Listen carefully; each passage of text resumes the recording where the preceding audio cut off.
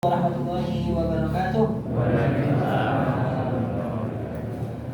Innal hamdalillah nahmaduhu wa nasta'inuhu wa nastaghfiruh wa na'udzu billahi min shururi anfusina wa min sayyiati a'malina. May yahdihillahu fala mudilla lahu wa may yudlilhu fala hadiya lahu. Asyhadu an la ilaha illallah wahdahu la syarika lahu wa asyhadu anna Muhammadan 'abduhu wa rasuluhu la nabiyya wa la rasula ba'dahu. Rabbi shrah lana sadrana wa yassir lana umurana wahlul 'uqdatam min alsinatina yafqahu aqwalana.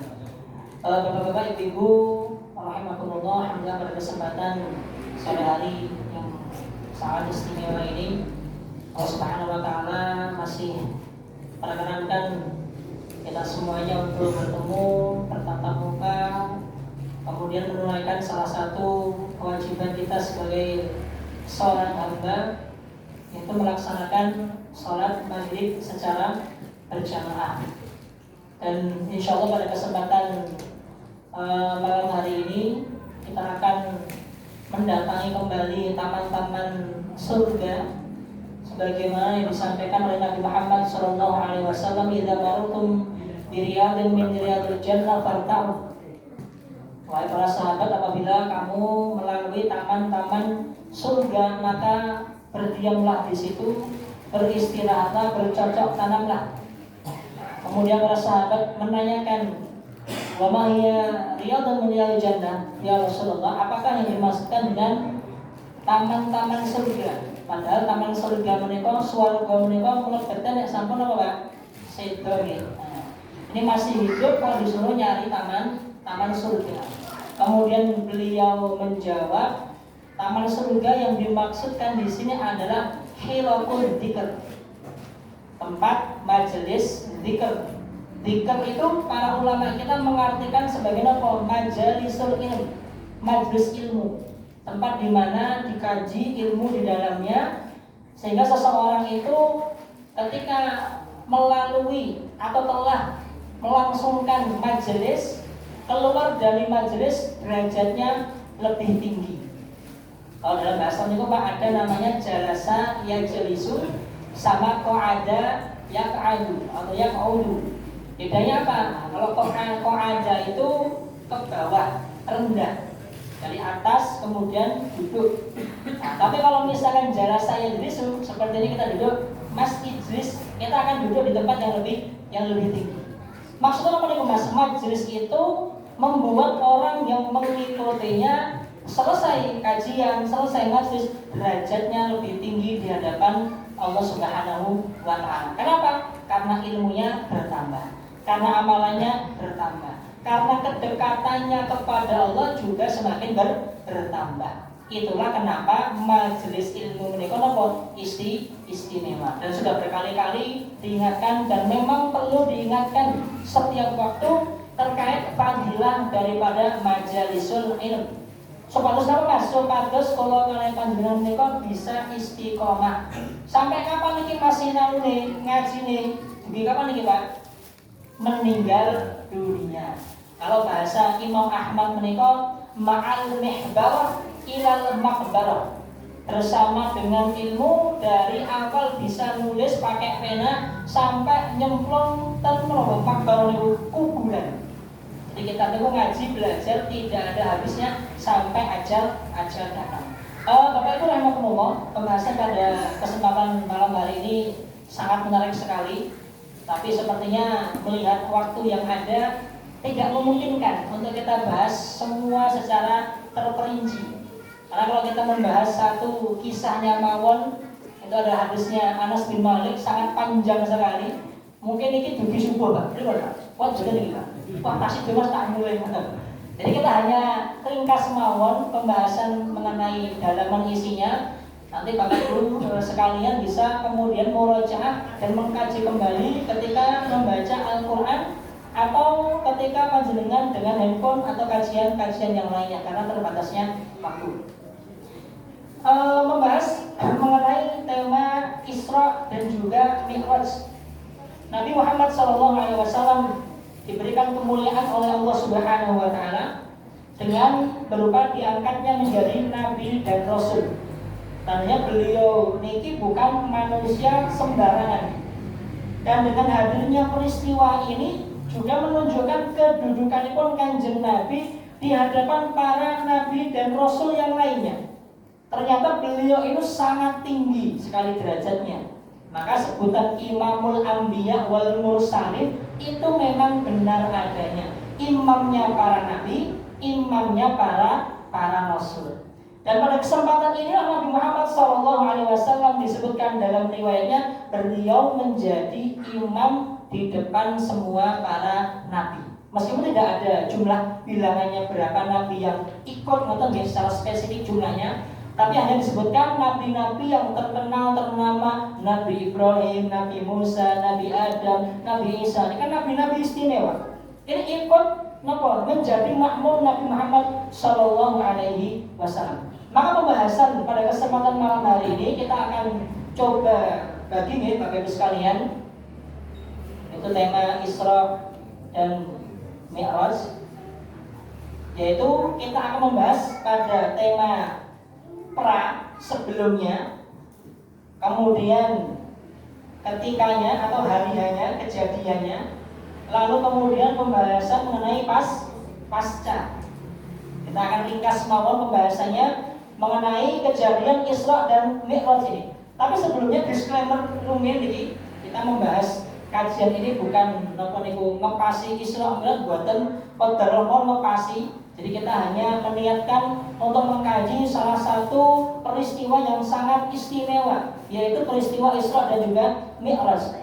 Dan tidak ada kaitannya mengenai tanggal, hari dan semacamnya. Nanti akan kita bahas mengenai detail pembahasan tersebut. Sebelumnya Bapak Ibu sekalian, Nabi Muhammad SAW kita ketahui beliau berdakwah di kota Mekah kali itu tidak mau jalan Madinah, oke? Makkah dan juga Madinah. Nah, Nabi Muhammad ini ketika kejadian ini ten Mekah apa ten Madinah?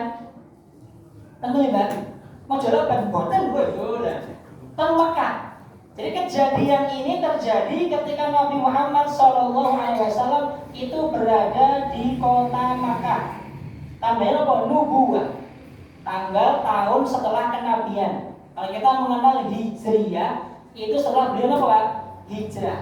Nah, tapi kalau yang ini pembahasannya ketika apa? Nubuwah, setelah kenabian. Beliau diangkat menjadi seorang rasul di umur berapa? 40 tahun ya. Dengan melihat apa? Turun wahyu, melihat malaikat Jibril, Iqra dan seterusnya. Maka beberapa tahun setelah itu baru terjadi. Nah, kejadian itu Bapak Ibu sekalian diawali dengan apa? Dengan sulitnya Nabi dalam berdakwah. Kita mengetahui bahwasanya kaum muslimin ketika di kota Mekah itu sangat terbatas sekali, sangat sulit sekali. Maka ketika beliau mendapati kesulitan-kesulitan setiap waktunya, ada orang-orang istimewa yang membersamai. Sinten niku Mas? Keluarganya. Paling utama sinten? Istrinya. Sinten Pak istri Nabi? Ketika awal-awal itu Khadijah binti Khuwailid. Jadi ketika mendapatkan cacian, makian, atau dentuman, atau hinaan, atau apapun itu dari kafir Quraisy, maka pulang ke rumah memandang istri tenang hatinya. Masya Allah. Ini kaidah dasar. Tema Isra Mi'raj bisa nyambung kemana-mana. Kenapa? Harusnya seorang suami itu ketika pulang ke rumah, masalahnya yang neko-neko niku melihat istrinya tenang, adem ayem. Separuh masalahnya hilang. Inilah yang menjadi benteng paling kuat Nabi. Dalam apa? Dalam memberikan dakwahnya kepada kaum kafir Quraisy ketika itu. Ada satu lagi nama, pamannya, sinten Pak pamannya niku, Mbak? Abu Thalib. Dua orang punggawa inilah, istri dan pamannya lah yang menjadi benteng. Ketika Nabi Muhammad SAW dicerca, dimaki, pulang ke rumah, dialimke. Itu orang ngomong mas dan segala macamnya, ditenangkan hatinya. Karena ketika Nabi mendapat wahyu pertama kali, melihat Jibril, tiba-tiba dalam gua ada yang berbunyi Iqra, sopo lagi kaget, panas dingin, rola. Apa jenengan udah mungkin tinggalin neko-neko di pondok? Jika kok nggak sapi. Ujungnya takut, tapi takut dalam artian apa? Ini merupakan wasilah untuk Nabi atau Muhammad diangkat menjadi rasul. Setelahnya pulang ke rumah, langsung mendekati istrinya apa?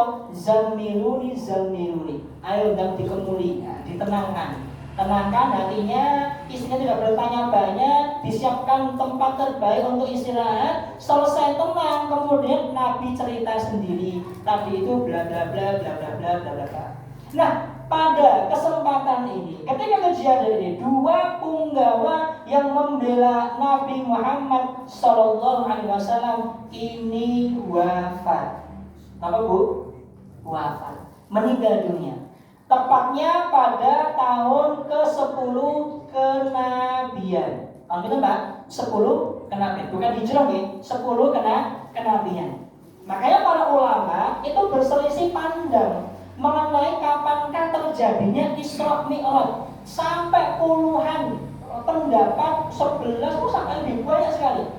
Ada yang mengatakan Isra Mi'raj terjadi ketika Nabi sudah diutus pertama kali, dapat wahyu Iqra langsung, kemudian diangkat ke Sidratul Muntaha. Ada yang mengatakan 5 tahun setelah Nabi SAW itu diangkat menjadi Nabi. Ada yang mengatakan 8 bulan sebelum beliau hijrah ke kota Madinah. Ada yang mengatakan 5 bulan sebelum beliau hijrah ke kota Madinah. Ada yang mengatakan 1 tahun 2 bulan sebelum beliau hijrah ke kota Madinah. Ada yang mengatakan 1 tahun. Banyak sekali Pak perkataannya. Dan semua perkataan ini tidak ada yang bisa dipertanggungjawabkan. Maksudnya apa? Landasan dari berita ini tidak valid, tidak ada yang sahih. Bahkan termasuk yang sering disepakati oleh manusia sekarang pada umumnya, pada tanggal 27 Rajab atau merupakan malam Isra wal Mi'raj, tidak ada riwayat yang membenarkan tanggal ini. Bahkan bulannya pun juga. Kenapa seperti itu? Karena memang ayat atau petunjuk dari Nabi Muhammad SAW mengenai tepatnya peristiwa ini itu tidak ada. Maka dikatakan oleh Syekhul Islam Ibnu Taimiyah, tidak ada satupun, kita artikan lam yakum bihi dalil, tidak ada satupun landasan dalil yang menguatkan tanggal, hari, bulan tepat terjadinya Isra Mi'raj. Tidak ada, sama sekali tidak ada, satupun tidak ada. Maka tidak bisa kita katakan bahwasanya itu ada di bulan Rajab. Bisa jadi bulan Ramadan, bisa jadi yang tadi kita sampaikan 5 tahun sebelum Nabi SAW. Tapi yang paling mendekati pembahasan adalah setelah Nabi Muhammad kehilangan sinten iki Pak? Sinten iki Pak? Istri dan juga pamannya. Ketika ini, maka gambaran umumnya berarti di atas 10 tahun kenabian. Nah, tapi yang tadi sebelumnya ketika 5 tahun atau ketika awal beliau diutus, itu pendapat yang sangat lemah sekali. Kenapa? Karena Nabi ketika wafatnya istri beliau Khadijah itu bulan Ramadan kurang lebih atau ba'da Ramadan pada tahun ke-10 kenabian. Dan ketika itu kita masih bahas tentang perang ya, otomatis dagangan yang seharusnya menguatkan Nabi Muhammad sudah tidak ada. Maka bagaimana? Maka beliau mencari saudara, sedulur, keluarga yang bisa membantu beliau menguatkan dalam dakwahnya. Pergi kemana Mas? Ke Taif. Begitu Pak? Taif. Di sana ada Bani Thaqifah Pak. Yang mana Bani Thaqifah ini apa? Masih ada silsilah keluarga. Harapannya ketika di Mekah itu, kalau Taif itu jaraknya kurang lebih, kalau Mekah ke Madinah itu mungkin 500 km. Kalau Taif dari Mekah itu kisaran mungkin 100 km-an kurang lebih. Tidak terlalu jauh. Kalau misalkan numpak motor yang melangkah gitu lah. Nah, beliau datang ke sana tujuannya mendapatkan bantuan, pertolongan, dukungan, support. Tapi ternyata sampai di sana, sampai di Taif, bukan pertolongan yang Rasul dapatkan, bukan bantuan, bukan dukungan, tapi apa Pak? Bebatuan. Diucali boto. Nah, sebagian kita sudah pernah membahas atau sudah pernah melewat ceritanya. Nabi ke sana minta bantuan berhari-hari di sana, dalam juga 10 hari yang kurang lebih, ternyata nihil. Tidak ada hasilnya sama sekali. Bahkan beliau diusir dengan paksa, dengan keras, diiringi dengan lemparan batu dari awal tengah kota sampai gerbang keluar kota. Dilempari batu. Bayangkan bukan Nabi seperti itu. Manusia paling mulia, kekasih Allah Subhanahu wa Ta'ala, ternyata ujiannya sangat luar biasa. Baru setelah itu Nabi Muhammad SAW beristirahat di salah satu kebun kurma di sana. Nah, kita mendapati sirahnya ada beberapa luka yang didapati Nabi Muhammad pada kakinya, para sahabat. Zaid bin Harithah juga sama, kalau dilempari batunya seperti kafe ini boleh Pak. Ini kan Nabi, malam kali ini. Nah, kemudian malaikat Jibril menyampaikan kepada Malakul Jabal. Jadi ada gunung penunggu di sana, malaikat bukan demit ini maksudnya, malaikat yang menunggu gunung atas perintah Allah Subhanahu wa taala diminta datang kepada Nabi nopo sendika dawuh. Jenengan ngersake nopo? Kasane ngoten. Datang ini malaikat Jibril bersama namanya Malakul Jabal, ya Rasul ini Malakul Jabal. Malaikat yang dibebankan amanah Allah Subhanahu wa taala untuk nopo? Ini gunung-gunung semua di tangan beliau. Kalau jenengan perintahkan kita bisa angkat gunung-gunung di sekitar, kita timpuk orang-orang ini semuanya mati tanpa terkecuali. Tapi apa kata Nabi Muhammad SAW? Hum qaumun la ya'lamun. Indahnya perangai Nabi Muhammad. Ketika bahkan beliau dicaci, dimaki, dilempari batu, beliau mengatakan mereka ini menyakiti saya, mereka itu melempari saya, barangkali belum tahu, belum paham, belum punya ilmu. Malahan mereka ini didoakan semoga nanti min aslabihim, dari anak cucu keturunan mereka akan muncul punggawa-punggawa yang membela syariat Islam. Dan memang benar. Nah bahkan setelah itu pun, dalam riwayatnya Nabi pun berdoa, ya Allah kemanapun engkau langkahkan kaki ini, misalkan karena di kota Mekah musuh juga, atau minta jauh ke Taif juga dapat musuh perselembaran batu, kemanapun tidak ada masalah, saya meridhoi selama engkau tidak marah kepadaku. Itu kata doa Nabi Muhammad kepada Allah Subhanahu wa taala. Nah dengan inilah bergetar arus Allah Subhanahu wa taala. Sehingga apa? Sehingga Allah Subhanahu wa taala menghadirkan peristiwa Isra dan juga Mi'raj. Nah, ini perannya, mendasarnya seperti itu. Di mana Nabi ketika sudah kehilangan keluarga terbaiknya, bahkan dalam tema menebarkan kebaikan sunnatullahnya, pasti ada halangan, rintangan, membentang, pasti. Sunnatullah seperti itu. Sebagaimana Nabi niatnya kebaikan, menyebarkan dakwah, tapi pasti ada halangannya, rintangannya. Nah, kemudian tema berikutnya membahas ketika kejadiannya. Dalam riwayat Sahih Bukhari dan juga Imam Muslim disebutkan ada sekitar 20 riwayat hadis pada kitab Sahih Bukhari dan ada sekitar 18 riwayat hadis pada kitab Sahih Muslim, yang semua ini bermuara pada 16 sahabat ridwanullah alaihim. Jadi riwayat tentang kejadian Isra Mi'raj itu kata versinya banyak. Versinya banyak bukan berarti beda-beda, buatan. Satu dengan yang lainnya saling melengkapi. Jadi tidak ada kisah yang dari awal sampai ini buatan enten. Hanya saja yang biasanya dijadikan tumpuan adalah riwayat dari sahabat mulia Anas bin Malik. Jadi riwayat yang agak panjang, bukan agak panjang, yang panjang, di mana diriwayatkan oleh Anas bin Malik secara detail dari awal sampai naik ke langitnya, sampai ketemu Allah, sampai ada wasiat untuk perintah sholatnya. Nah, riwayat-riwayat ini bermuara kepada 16 sahabat yang tadi telah kami sampaikan. Ada di sana Anas bin Malik sebagai utamanya, kemudian Ibnu Abbas, Ibnu Umar, Ibnu Mas'ud, Ali bin Abi Thalib, Umar bin Khattab, Hudzaifah bin Yaman, banyak 16. Semua meriwayatkan dengan potongan-potongannya yang saling melengkapi satu sama lainnya.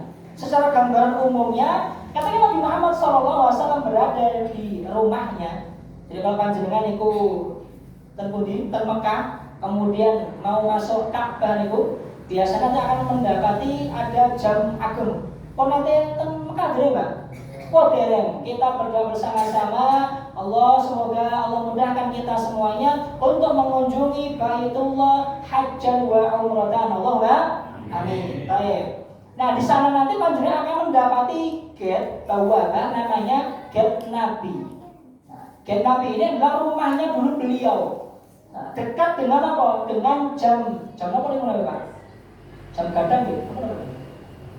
Tower Zam-Zam ini boleh. Nah, akan pindah ke geser dikit. Nanti ada jembatannya, nanti ada Jabal Abu Kubais atau Kubaisnya, kemudian nanti di depannya yang lorong itu ada gate-nya untuk masuk ke dalam pelataran Masjidil Haram.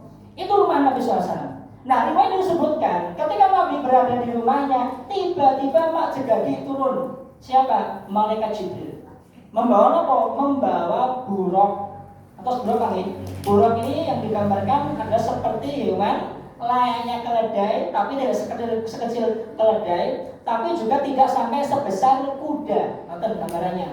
Nah, buruk inilah yang akan dikendarai Nabi sampai nanti mana? Ke Sidratul Muntaha. Bertemu dengan Allah Subhanahu wa taala, turunnya wahyu perintah salat 5 waktu, yang awalnya 50 waktu. Nah, sampai di sana turun pertama kali dari atas rumahnya, tiba-tiba datang malaikat Jibril, kemudian apa? Dibelerek dadanya, diambil hatinya, lalu kemudian dicuci dengan air Zam-Zam. Mamlu atau kemudian diisi hatinya ini hikmah wa iman. Diisi hati Nabi SAW, dibersihkan, dicuci, lalu diberikan tuangan hikmah dan juga iman. Mas kuwi piye carane kok ngono kuwi? Aku lho mboten ngertos lah.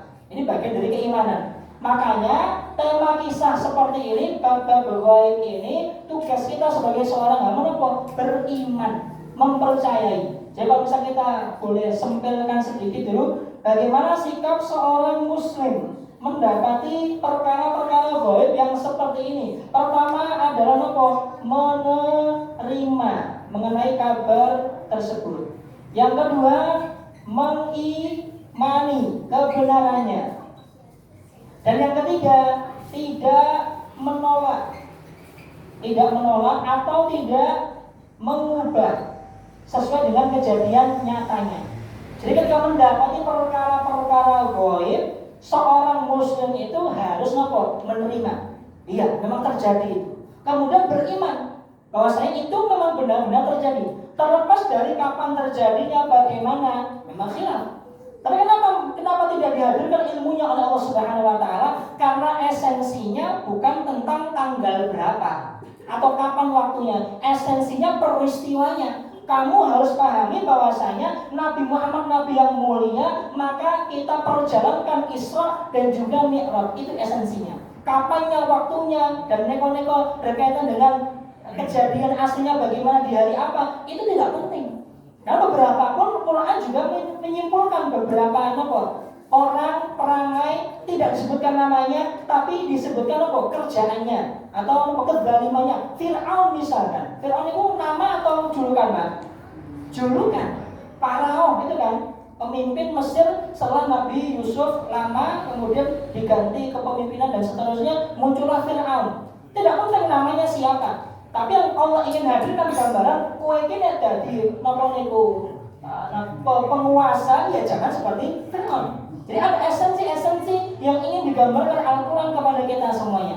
Terkait orangnya bagaimana, waktunya, kadang-kadang tidak menjadi masalah utama.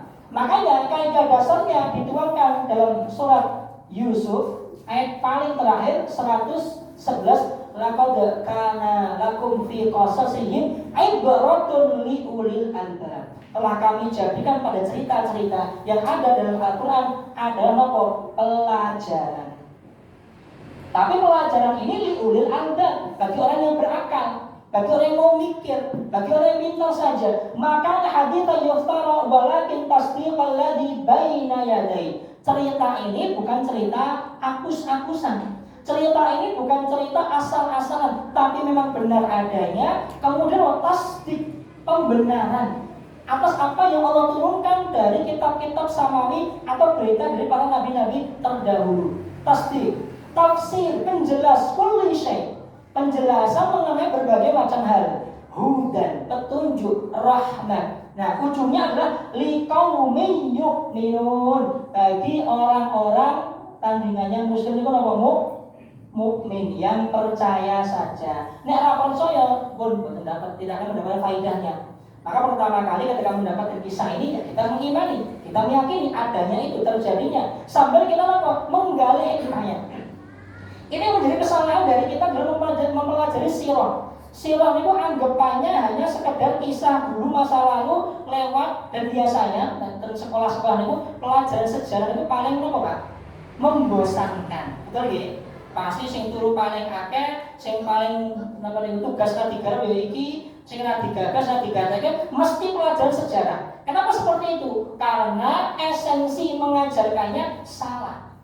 Nabi SAW ketika mendapati kisah tentang beliau, kemudian kisah-kisah masa lalu tentang Nabi Yusuf, Nabi Nuh, Nabi Musa dan lain sebagainya, itu dijadikan kekuatan.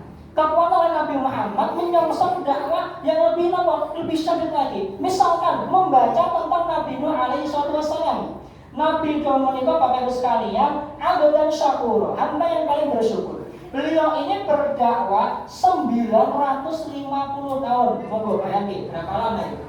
Nabi membaca kisah ini, wah aku dakwah lagi sedih loh. Iki enek Nabi zaman biyen 950 tahun sing melu bersaiki diuncali boto, diuncali kemonggo, diuncali kotoran, telak dan lain sebagainya, ora dipercaya karo umat itu. 950 tahun. Nah, dengan membaca kisah ini Nabi Muhammad semakin semangat, semakin mengambil hikmah. Nah, sama kejadian Isra dan Mi'raj ini jangan hanya diambil dari sisi historisnya saja. Kita melihat apa yang Allah hadirkan dari kebaikan-kebaikan yang pada cerita ini. Di mana seorang hamba itu Isra dan Mi'raj, kalau kita definisikan Al-Isra itu dari kata Asra Yusri, perjalanan malam hari. Kalau Mi'raj berarti naiknya. Dalam riwayat Ibnu Katsir dikatakan naik ini apa? Mi'raj dengan tangga. Tapi alhamdulillah beliau naik dari Baitul Maqdis sampai ke Sidratul Muntaha. Maka muaranya yang ada dalam Al-Quran nanti akan disebutkan pada surat Al-Isra ayat pertama, dan juga ada pada surat An-Najm ayat kurang lebih 13 sampai dengan 18. Ini muara mengenai kisah ini. Detail pembahasannya panjenengan bisa baca pada tafsiran ayat tersebut. Nah, Nabi Muhammad SAW ketika beliau diberangkatkan pada malam hari, itu tidak hanya sekedar Isra, berangkat dolan mlaku-mlaku mboten. Isra itu lebih spesifik secara logonya memang perjalanan malam. Tapi perjalanan malam sambil mengidentifikasi, melihat. Seakan-akan Nabi Muhammad ini sebelum nanti mendapati, karena masih notabene Mekah nih, Mekah itu kan masih belum ada peperangan, muslimin masih lemah, masih tidak punya kekuatan, masih sedikit jumlahnya. Peperangan dari Badar, Uhud, Khandaq dan lain sebagainya itu nanti ketika beliau sudah di kota Madinah. Seakan-akan mengisyaratkan kepada Nabi Muhammad ketika perjalanan malam, ini loh Nabi Muhammad, kamu nanti akan melihat luasnya ladang dakwahmu. Maka petakanlah, dipetakan gimana? Seharusnya bagaimana? Menyusun rencana, menyusun bagaimana nanti supaya dakwah ini diterima. Bagaimana tempat-tempat yang bisa dijadikan base camp atau kasananya yang nanti kemudian akan diterima. Ini juga sama dalam tema kehidupan kita. Ketika seseorang mau berjualan misalkan, pasti dia akan melihat pasar dulu. Gimana jualan ini? Apakah di sini laku arum-arum atau tidak? Oh ternyata di sini cilok yang lebih banyak disukai. Oh ternyata baju ini lebih banyak digemari di sini. Oh ternyata ini semua sama. Dan ini bisa kita ambil dari peristiwa Isra-nya saja. Sebagaimana Nabi nanti akan mengemban amanah besar lebih berat lagi di kemudian hari dengan berbagai macam halangan rintangan, ada peperangan luar biasa. Jumlahnya 3 kali lipat pada perang Badar. Para sahabat dari bawah 313 sampai 319, musuhnya 1000 atau riwayat 950. Luar biasa. Kalau Nabi tidak punya keteguhan dalam sini, habis nanti. Akan seperti itu. Kita kembali. Maka ayat pada surat Al-Isra, subhanalladzi asra bi'abdihi lailan minal masjidil haram ilal masjidil aqsa. Jadi Isra di sini memperjalankan Nabi, ingat ya, memperjalankan. Jadi siapa yang punya kekuasaan di sini? Allah Subhanahu wa taala. Bukan Nabi itu tiba-tiba ya Allah aku pengen dolan, bukan. Tapi Allah yang memperjalankan Nabi atas kuasanya untuk apa? Berangkat dari kota Mekah sampai ke Baitul Maqdis. Yang ini jaraknya luar biasa jauh, sangat jauh sekali. Yang mana kalau ditempuh perjalanan minimal 2 bulan perjalanan niku nembe dugi. Jauhnya niku. Karena ketika itu belum ada pesawat, belum ada motor juga, belum ada kapal dan lain sebagainya, tidak ada. Otomatis yang menggunakan kafilah unta. Itu dicapai dengan waktu 2 bulan. Tiba-tiba ada orang bilang, aku mau bengi bar nyambangi Baitul Maqdis. Kinten-kinten dipercaya betul nggak? Nah inilah yang menjadi tema keimanan nanti pascanya. Nah, kita bahas mengenai bagaimana Isra Nabi Sallallahu Alaihi Wasallam. Setelahnya, setelah dibersihkan kemudian Nabi SAW diangkat menggunakan kurung ini, yang mana digambarkan dalam hadis Anas bin Malik radhiyallahu anhu, kemampuan atau kecepatannya itu seperti kecepatan cahaya. Jadi jaraknya itu sepanjang mata memandang, bus langsung sampai. Itu kecepatannya. Dan bahkan nanti antar langit satu dengan langit yang lainnya itu kisaran jaraknya 500 tahun. Itu Mbak, 500 tahun. Satu ke dua 500, dua ke tiga 500. Bukan 500 meter loh ini, 500 tahun. Maka nggak bisa orang sembarangan tiba-tiba aku pengen neng langit ketemu Mas, boleh sakit Pak? Tidak bisa. Karena ini bagian dari apa? Bagian dari mukjizat. Kenapa mukjizat? Karena mukjizat itu Bapak Ibu sekalian tanda apa? Kenabian atau tanda kerasulan. Berarti tema Isra dan Mi'raj itu tidak kemudian menjadi untuk manusia biasa. Tapi ini bentuk apa? Bentuk legalitas validasi dari Allah bahwa Muhammad ini benar-benar seorang nabi. Kemudian naik ke atas nanti sampai pada langit yang pertama. Langit yang pertama beliau akan bertemu dengan Nabiuna Adam alaihi salatu wassalam. Sebagaimana dalam hadis yang panjangnya, man hada qala hada Jibril wa man ma'aka ma'i Muhammad sallallahu alaihi wasallam hal ursila ilaihi na'am ursila ilaihi marhaban bi. Di saat ini dialognya antara penjaga gerbang dengan malaikat Jibril itu menyambut siapa ini, saya Jibril, dengan siapa kamu, dengan Muhammad, apakah dia sudah diutus? Sudah diutus, marhaban, selamat datang wahai nabi yang paling utama. Dibukakan gerbangnya, masuklah dia. Nah, pertama kali bertemu dengan Nabi siapa? Nabi Adam alaihissalatu wassalam. Kemudian ada Adam, fasalim alaihi, wahai Muhammad ini Adam, salim. Salamlah kepada dia, assalamualaikum dan seterusnya. Kemudian Nabi Adam akan mengatakan marhaban bil akhi saleh wan nabiy saleh. Selamat datang pada saudaraku yang saleh dan juga nabi saleh. Ini menunjukkan satu adab yang bisa kita ambil. Ketika ada orang saleh, ada orang berilmu, ada orang yang kita sayangi, disambut dengan apa Pak? Baik. Sebagaimana para malaikat yang menyambut kedatangan Nabi Muhammad. Para nabi pun juga sama. Nanti naik ke langit berikutnya juga seperti itu. Man hada Jibril wa man ma'aka ma'i Muhammad ar-ursila ini ursila ni'mal maji'u ja'a. Sungguh kenikmatan luar biasa sekali kehadiran beliau ini. Marhaban bi dan seterusnya. Sama nanti bertemu dengan Nabi Adam di langit yang pertama, bertemu dengan Nabi Yahya dan juga Isa di langit yang kedua. Nanti kemudian bertemu dengan Nabiuna Yusuf di langit yang ketiga. Ketika bertemu dengan Nabiuna Yusuf di lantai yang ketiga, beliau mengatakan penjelasannya. Ketika melihat Yusuf itu, wah ternyata Yusuf sudah diberikan setengah kegantengan manusia saat dunia. Kenapa Pak? Setengah. Jadi yang mengibaratkan kegantengan beliau itu memang luar biasa siapa? Nabi Muhammad. Separuh kegantengan manusia laki-laki ada pada Nabi Yusuf. Nah, maka beberapa itu ada yang salah memaknai. Nek pengen anak munggung ganteng kok, wacokno surat Yusuf. Misalnya, wacoknya pengen sawung brojol, nah kok kira enggak? Enggak bisa seperti itu. Kok darurat enggak seperti itu. Jadi jangan disalahkan bahwasanya ketika ingin mendapatkan anak yang ganteng berarti baca apa? Surat Yusuf. Engkau brojol kudune ireng dadi putih. Mboten enten niku. Tidak ada seperti itu kaidahnya. Maksudnya kenapa dibacakan surat Yusuf? Untuk apa? Mendalami isinya. Bagaimana kisah Yusuf dari kecil di nopo niku berbagai macam ujiannya, kuat, sabar, tabah, cilik mau cemplung ke sumur kan ngoten nggih. Sampai besarnya dimuliakan dengan kesuksesan. Itu harapan doanya. Jadi jangan kemudian menganggap, ini aku main biana, ibu teman-teman ini tak wocoke surat Yusuf. Siji pindho telu brojol, lho kok bentuknya kotak Mas. Lho memang seperti itu berarti Bu. Bukan gara-gara dibacakan surat Yusuf lalu kemudian jadi ganteng. Itu salah. Pembahasannya salah.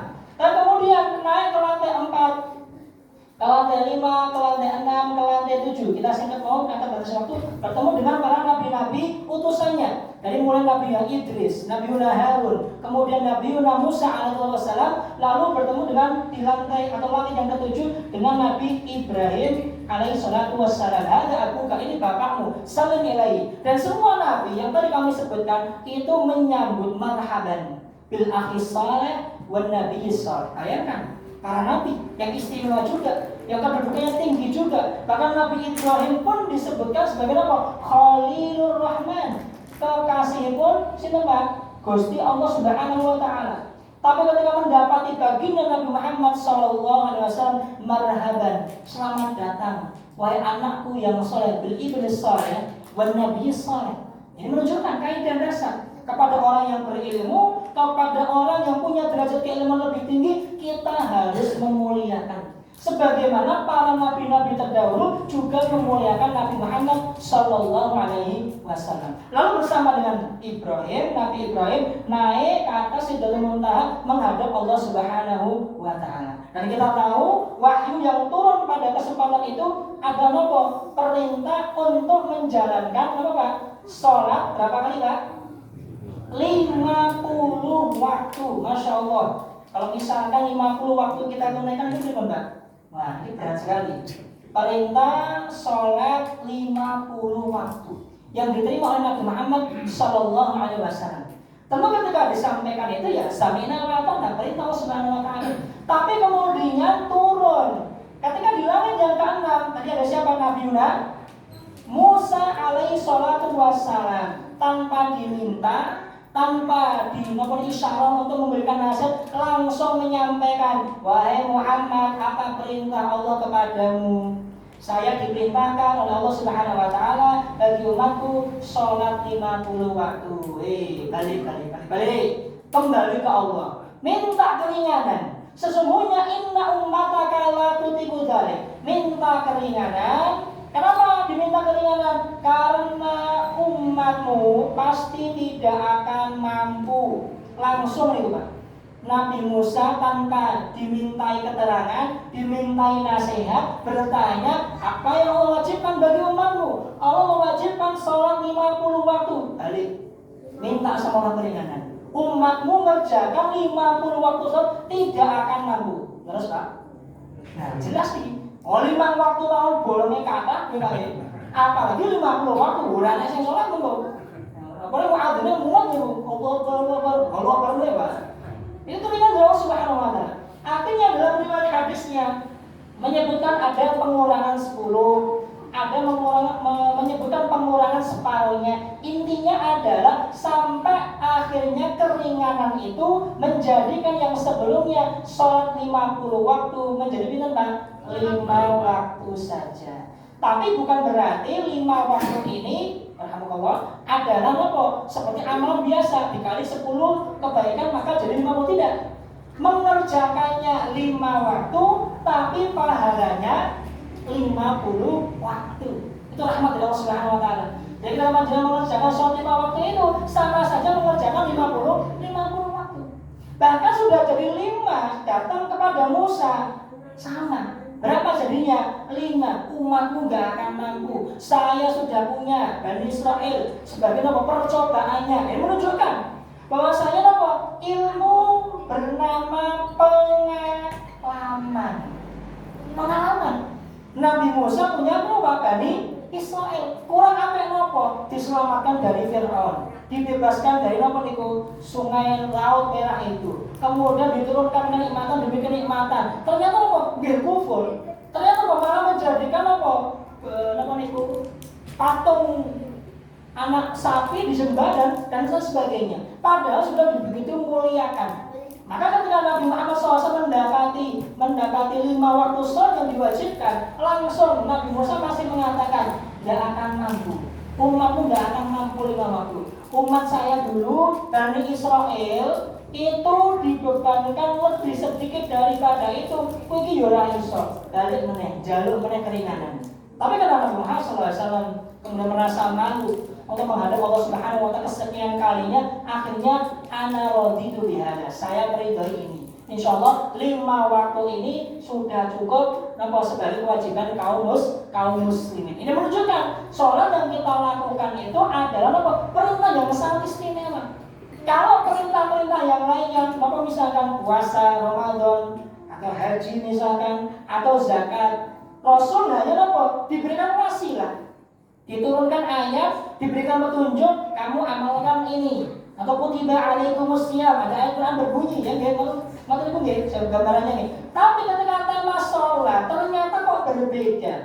Ketika sholat ini perintahnya langsung Rasulullah Muhammad SAW diangkat ke langit ketujuh, ke Sidratul Muntaha, untuk langsung berada di hadapan Allah Subhanahu Wa Taala pertama tanpa perantara. Yang langsung nih, Nabi dihadirkan di hadapan Allah, disampaikan, ayo sholat 50 waktu, langsung tanpa perantara. Berbeda dengan syariat-syariat yang lainnya atau turunan yang lainnya, turun ayat melalui wasilah malaikat Jibril. Dan kita ketahui Nabi Muhammad itu berarti ketika diangkat ke langit ketujuh, berarti itu malam yang istimewa bagi beliau. Malam istimewa yang luar biasa. Ini tanda kemukjizatan beliau sebagai nabi dan juga rasul.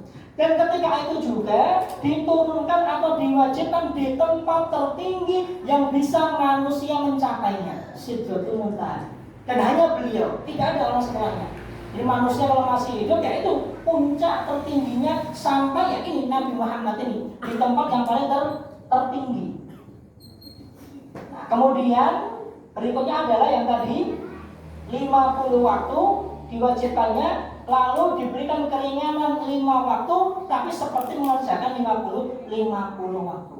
Dengan beberapa hal faktor ini menunjukkan bahwasanya perkara sholat menikah Bapak Ibu bukan perkara yang biasa.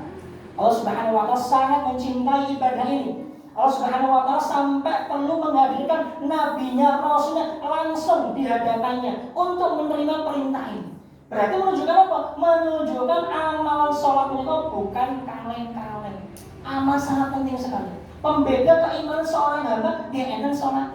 Bahkan kalau mau dilihat bagaimana kesehariannya, lihat saja pada sholatnya. Bagaimana dia sholat, itulah keseharian kehidupannya. Misalkan sholat Allah sudah tergambarkan bagaimana kehidupannya. Sholat itu apa? Bolong-bolong, apalagi perintah Allah mau dikatakan nomor jenengan ibu-ibu bojone, digagas tuh, jelas itu. Maka patokan dasar sederhana yang wajib ditanamkan kepada panjenengan semua, misalkan ada putrane, jenengan pernah rapi dan sebagainya, ini patokan dasar. Sholat lazim, wajib, tidak ada tawar, tidak ada debat, no tawar, no debat, harus rajin apa? Sholat. Ini pintu dasarnya. Setelahnya Nabi Muhammad kemudian turun kembali ke Baitul Maqdis. Nah inilah yang diriwayatkan oleh sahabat mulia Abu Hurairah radhiyallahu anhu pada kitab Sahih Muslim tentang apa? Tentang diimaminya para nabi dengan Rasulullah Muhammad sallallahu alaihi wasallam. Fahalat salatu fa'atmamtu. Ketika datang pagi hari subuh berarti kemudian apa? Saya mendapati para nabi-nabi disebutkan cirinya. Ada begini, Isa seperti ini, Musa kayak begini dan seterusnya beberapa nabi. Tapi memang tidak ada keterangan tentang apa? Tentang jumlah nabi yang ikut sholat berapa, itu tidak ada riwayatnya sama sekali. Yang jelas beliau di situ mengimami para nabi dan rasul. Berarti Bapak Ibu sekalian, ini menunjukkan kalau tadi tentang perkara sholatnya yang sangat istimewa, Nabi Muhammad ya sekarang yang diistimewakan, dimuliakan. Betapa para nabi terdahulu namanya imam itu Pak, biasanya dipilih yang bagaimana Pak? Yang imam dipilih? Yang bagaimana dipilih? Yang paling bacanya bagus, yang ilmunya paling mumpuni dalam tema sholat, gitu. Yang bajunya paling rapi. Masuk kaos obrolan, maju imam itu boleh? Tidak mungkin. Pasti dipilih yang paling bagus, paling perfect, paling istimewa. Dan memang itulah dalam syariatnya seperti itu. Lihat umat diimami kamu sekalian akra'ukum li kitabillah, yang paling paham tentang apa? Kitabullah. Memang seperti itu seharusnya. Bukan sembarangan, tapi imam itu adalah yuktada, yang diikuti, yang diteladani, maka keilmuannya harus istimewa. Nah, Nabi Muhammad SAW mengimami para anbiya dan juga rasul. Ini menunjukkan derajat Nabi Muhammad itu sangat tinggi sekali dibandingkan nabi-nabi yang terdahulu. Setelahnya beliau dikembalikan lagi kemana? Ke kota Mekah. Ini kejadian hari hanya, atau malam harinya. Nah, berikutnya pembahasan mengenai pasca. Setelahnya bagaimana? Tentu tugas seorang rasul adalah menyampaikan kepada kafir Quraisy. Ada di Mekah itu Jabal Qubais yang tadi kami sebutkan. Itu adalah tempat yang biasa digunakan untuk para pemimpin zaman dulu bahkan sampai zaman sekarang. Istana kerajaan juga ada di situ. Tamu-tamu undangan istimewa biasa ditempatkan di situ. Nah, di Jabal Qubais inilah Nabi pertama kali menyampaikan kisah tentang kejadian Isra dan juga Mi'raj. Dan ketika itu juga sudah tahu kita reaksinya. Kita ngerti tiba-tiba ada orang mengatakan yang harusnya jarak 2 bulan ditempuh, ternyata mengatakan aku mau bengi bal saka Baitul Maqdis. Ada yang percaya? Tidak ada yang percaya pastinya. Semua yang penting nek ngibul ya aja keterlaluan toh. Jelas sesuatu kemustahilan. Ini ujian bagi para sahabat, ujian bagi bahkan Nabi Muhammad juga dan orang sekitarnya. Apakah dia akan beriman atau malah kufur? Maka Abu Bakar ketika diberitahu mengenai kisah ini, weh Abu Bakar, ya belum kancamu, yas'umu annahu yusri biha minal Makkah ila Baitul Maqdis. Kancamu kondo jarene bar mlaku saka Mekah sampai Baitul Maqdis. Bayangno. Lalu apa yang dikatakan oleh Abu Bakar? Kalau dia mengatakan lain qala hakada usaddiqu, saya percaya.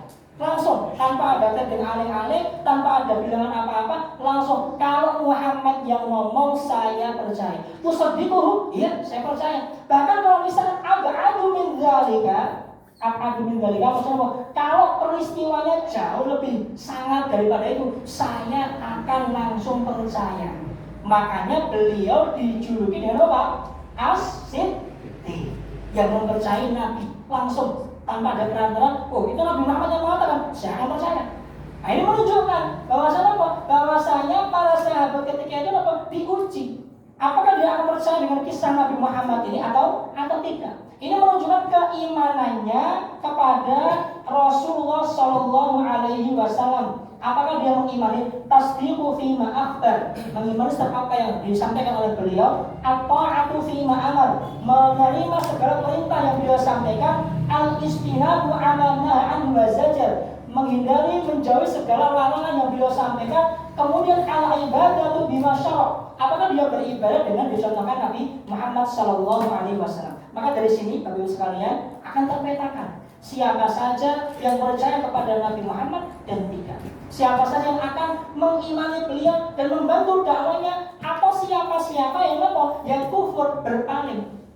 Dan ini semua dikonfirmasi dengan hadirnya kafilah dagang. Kafilah dagang yang dilihat oleh Nabi dan perjalanan itu, karena Asra, inspeksi tadi ini, dia menyebutkan tadi saya melewati kafilah dagang jumlahnya sekian-sekian, untanya sekian-sekian. Sampai Baitul Maqdis juga digambarkan bentuknya begini-begini dan lain sebagainya. Maka ketika dihadirkan orang-orang, katanya kamu sudah ke Baitul Maqdis, coba sebutkan sifat-sifatnya. Oh begini, benar itu boleh. Nah, kemudian kafilah dagang tadi yang dalam perjalanan pulang, kamu bawa dagangan berapa, untanya berapa dan sebagainya, disebutkan ternyata persis dengan apa yang Rasulullah sampaikan. Nah, kita belum tentu Bapak sekalian, kalau misalnya kita berada pada zaman itu, akankah kita beriman kepada dia? Wallahu a'lam.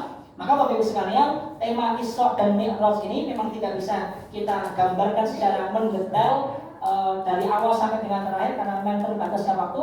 Tapi paling tidak dari sini kita bisa memaknai satu hal yang sangat istimewa di hadapan Allah Subhanahu Wa Taala, yaitu menegakkan sholat. Dan sholat ini bukan perkara sembarangan. Kalau misalnya itu perkara biasa, tentu Allah hanya akan kirimkan malaikat Jibril sebagai utusan membacakan ayat kewajiban sholat. Tapi ternyata tidak seperti itu. Allah langsung angkat nabinya, Allah langsung ngobrol kalimullah sebagaimana atau kalimur rahman, Nabi yang langsung berbicara kepada Allah niku sinten? Nabi Musa alaihi salatu wassalam. Maka julukannya Kalimur Rahman, orang yang pernah berbicara dengan Allah. Nah, Nabi Muhammad juga sama, berbicara langsung dengan Allah Subhanahu wa taala. Ini menunjukkan derajat daripada Nabi juga istimewa, kejadian ini juga istimewa, Baitul Maqdis dan Makkah Ka'bah juga sangat istimewa. Kalau kita sering mendengar namanya sholat di Masjidil Haram ada kemuliaannya, di Nabawi ada kemuliaannya. Hadis riwayat Abu Darda alaihi wasallam radhiyallahu anhu, di mana beliau mengatakan sholatu fi Masjidil Aqsa bi 500 kali lipat dibanding sholat di masjid biasa. Ini menunjukkan keistimewaan Masjidil Haram, Ka'bah, Masjid Nabawi dan juga Masjidil Aqsa. Nah, sebenarnya memang ada banyak hikmah yang bisa kita pelajari dalam tema tersebut, tapi karena terbatasnya waktu, semoga apa yang kami sampaikan ini menjadi sedikit pelipur lala panjenengan kehalusan terhadap ilmu. Setelahnya monggo nanti panjenengan bisa memperdalam lebih lanjut hikmah-hikmah yang lain terkait Isra dan Mi'raj Nabi Muhammad sallallahu alaihi wasallam. Baik Bapak Ibu sekalian, mungkin ini yang bisa kami sampaikan. Jazakumullahu khairan. Wassalamualaikum warahmatullahi wabarakatuh.